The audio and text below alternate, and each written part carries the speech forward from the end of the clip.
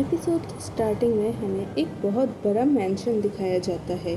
तभी हम लोग देख पाते हैं कि एक लड़की के साथ एक गाड़ी का एक्सीडेंट हुआ होता है। तो हमें उस एक्सीडेंट हुए लड़की को दिखाया जाता है जो अपने मन में बोलती ये सब कब शुरू हुआ। तभी उस एक्सीडेंट हुए लड़की के पास दूसरी लड़की आते ही चिल्लाने लगती है और पीछे घूम के दूसरे बंदे से के ऊपर चिल्ला के बोलती है आखिर तुमने उसको टक्कर क्यों मारा, अब मेरे गाने कौन कंपोज करेगा।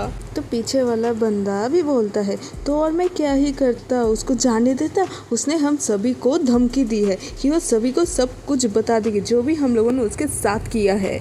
तो हमें उस बेचारी लड़की को दिखाया जाता है जो बहुत ख़राब हालत में उन दोनों को देख रहती है और मन में बोलती है मेरी छोटी बहन और मेरा बड़ा भाई। देन पीछे से एक और आदमी आ जाता है और बेचारी एक्सीडेंट वाली लड़की को देखते हुए बोलता है कितनी शर्म की बात है। वो एक्सीडेंट वाली लड़की बोलती है और मेरे हस्बैंड भी।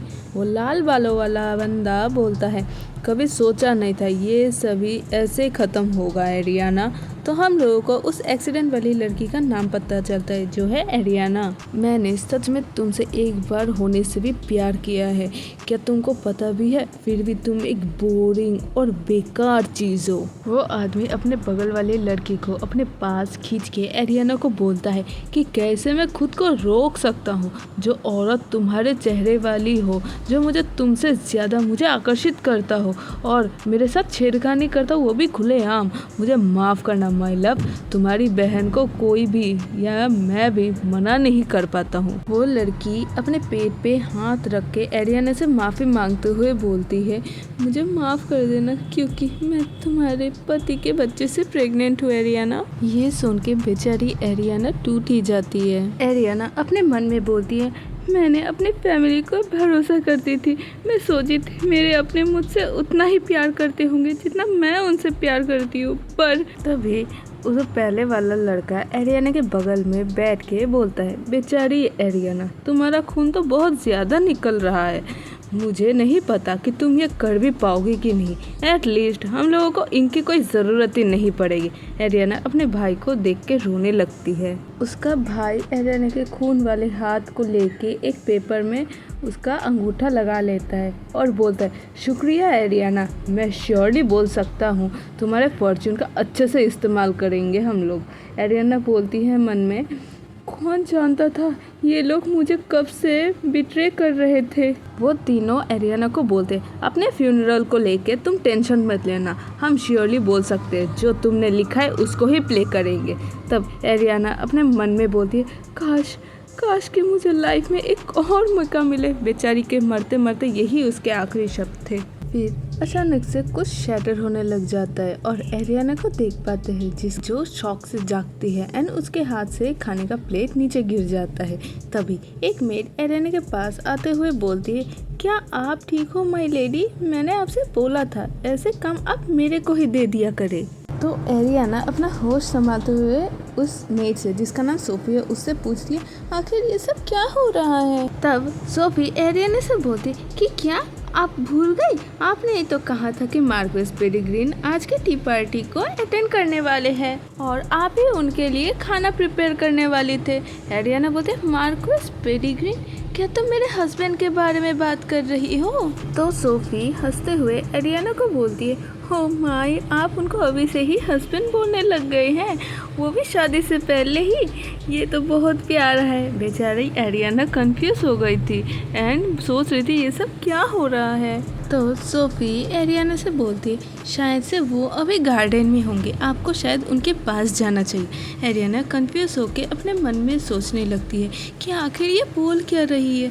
मेरी शादी लुकस से हुए 5 साल हो गए हैं और मुझे जितना याद है शायद उसने। एरियाना गार्डन की तरफ जाने लगी और सभी चीज़ों को देख के बोलने लगी क्या मैं कोई सपना देख रही हूँ या फिर मुझे हेलुसिनेशन हो रहे जो मैं अपने लाइफ के आखिरी मोमेंट पे में देख रही हूँ। एरियाना अपने आसपास के स्टैचूज को देख के बोलती है ये कुछ सालों में ही ओल्ड फैशन हो जाएंगे। तभी एरियाना को कहीं से फुसफुसाने की आवाज आती है तो वो देखती है कि झाड़ियों से वो आवाज आ रही थी। तो हम सभी देख पाते हैं कि एरियाना का होने वाला हस्बैंड जिसका नाम मार्कस पेडिग्रीन है, दोस्तों मैं इसको लूकस ही बुलाने वाली हूँ, एंड एरियाना की बहन के साथ गुलछर्रे उड़ा रहे। वहाँ एरियाना की बहन बोलती है लूकस को कि तुम और एरियाना मिलके अपने शादी का डेट फाइनल करने वाले हो, तुमको पता भी है मैं तुमसे बहुत ज्यादा नाराज हूँ।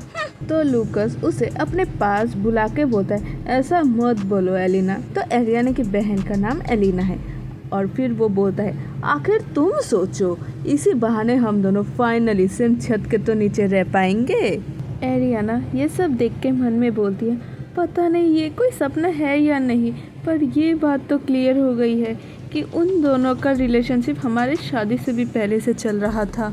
एरियाना ये सब देख के वहाँ से जाने लग जाती है और मन में बोलती है मुझे नहीं पता कि ये कितने समय से मुझे ऐसे धोखा दिए जा रहे थे। तभी एरियाना को कोई पीछे से बुलाता है एंड बोलता है कि कहाँ पे तुम जा रही हो। तब हम सभी को उस लड़के का नाम पता चलता है जो है एडवर्ड। एडवर्ड बोलता है टी पार्टी के बाद मेरे रूम में जल्दी से चले आना, मुझे अब ये मत बोलना कि तुम भूल गई थी आज के लेसन के बारे में। एरियाना अपने फैमिली बैकग्राउंड के बारे में बोलने लगती। काउंट लोपेज का जो घर है वो जाना जाता है अपने म्यूजिकल टैलेंट के लिए, पर एडवर्ड इस टैलेंट को इनहेरिट नहीं कर पाया। तब एडवर्ड एरियाना को पूछता है मेरे को जवाब दोगी? ये हमेशा मेरे बनाए गए म्यूजिक में इंटरफेयर करता है और प्रिटेंड करता है कि उसको वो इम्प्रूव कर रहा है। काउंटलेस गाने एडवर्ड ने मेरे से लिए हैं और ये गाने को लोपेज ओपेरा में परफॉर्म करते हैं जिसको हमारे ग्रैंडफादर ने बनाए थे। वो सारे गाने मेरी छोटी बहन गाया करती थी। मैं मजबूरी में परछाइयों में रह के उनको देखती रहती थी और मुझे ये सब पता होते भी मैं उन लोगों के लिए ये सब करती भी रहती थी। एरियाना एडवर्ड से पूछती है क्या तुम मुझे बता सकते हो आज कौन सा डेट है? एडवर्ड कंफ्यूज होते हुए बोलता है आज नवंबर 27 है साल 325। एरियाना मन में बोलते ये एग्जैक्टली मेरे खत्म होने के 5 साल पहले का डेट है। मुझे एक और मौका मिला है, एक और चांस मेरे रिवेंज का और मेरे गानों का भी जो मेरे हाथों से मैं इस बार उनको दूर नहीं जाने दूंगी। एरियाना बोलती है मैं कुछ नहीं भूली हूँ एडवर्ड, इनफैक्ट मैंने अभी ही कुछ अच्छा सोचा है, क्या तुम उसको सुनना पसंद करोगे अभी इसी वक्त? देन वो मन में बोलती है इस बार मैं तुमको दया के भीख मांगने में मजबूर करूंगी। एडवर्ड और एरियाना दोनों अपने म्यूजिकल रूम में आ जाते हैं। वहाँ पे एडवर्ड बोलता है वैसे मैं पक्का बोल सकता हूँ कि वो कुछ भी खास इम्प्रेसिव नहीं होने वाला और ना ही कभी तुमने म्यूजिक के बारे में पढ़ाई की हो। एरियाना मन में बोलती है मैंने ना जाने ये सारी बातें कितनी बार सुनी होगी। देन वो बोलती है एडवर्ड को तुमने सही कहा, अगर तुमसे कंपेयर किया जाए तो मुझे म्यूजिक के बारे में कुछ भी नहीं पता, एक सिंगल चीज़ भी नहीं। एडवर्ड अजीब से हंसते हुए बोलते हैं सही कहा, ऐसा लगता है तुमको अपने जगह के बारे में पता है। मुझे तो लगता है कि ये हमेशा से तुम्हारा टैलेंट रहा हो। अब जल्दी से प्ले करना शुरू करो, चलो देखते हैं कौन सा इंस्पिरेशन मिला है तुमको। एरियाना अपने मन में बोलती है अभी इस टाइम मुझे कौन सा म्यूजिक प्ले करना चाहिए? नहीं, सबसे ज़्यादा ज़रूरी है कि कौन से तरीके से मैं रिवेंज ले सकती हूँ उस परिवार से जिससे मैंने कभी प्यार की थी। तब एरियाना पियानो को प्ले करना शुरू कर देती है और उसके प्ले से जितने भी मेट काम कर रहे थे सभी काम छोड़ के म्यूजिक सुन रहे थे और उसमें खो गए थे। एरियाना प्ले बंद करती है तो सभी मेट तालियां बजाने लग जाती है एंड एरियाना को बोलने लगे ये बहुत ही वंडरफुल था माई लेडी। दूसरी मेट बोलने लगती है ये बहुत ही बेस्ट परफॉर्मेंस था, आज तक मैंने जो भी सुना है उससे सबसे बढ़िया था। तभी एरियाना का सॉरी अभी के टाइम पे होने वाला हस्बैंड और एलिना दोनों ही वहाँ आ जाते हैं और लूकस बोलता है डार्लिंग ये क्या हुआ जस्ट अभी? एरियाना उन दोनों के कपड़े देखती है जो बहुत ही गंदे हो रखे थे एंड मन में बोलती है आ गए गंदे क्रिएचर्स, देन बोलती है उन दोनों से, ये कुछ ऐसा है जिसको मैंने सुधारा है। एलिना बोलती है, अच्छा तो मुझे ये बहुत पसंद आया है। एरियाना बोलती है, मुझे भी ये सुन के बहुत अच्छा लगा, मैंने सोचा है ये तुम्हारे वॉइस के साथ एकदम परफेक्ट होगा।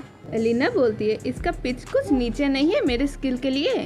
एरियाना बोलती है, ऐसा है क्या, कितनी शर्म की बात है, क्योंकि मैंने अभी ही इस सॉन्ग के लिए एक परफेक्ट टाइटल सोचा है। एलिना बोलती है, वो क्या है? तो एरियाना मुस्कुराते हुए बोलती है, एडल्टरिस आरिया।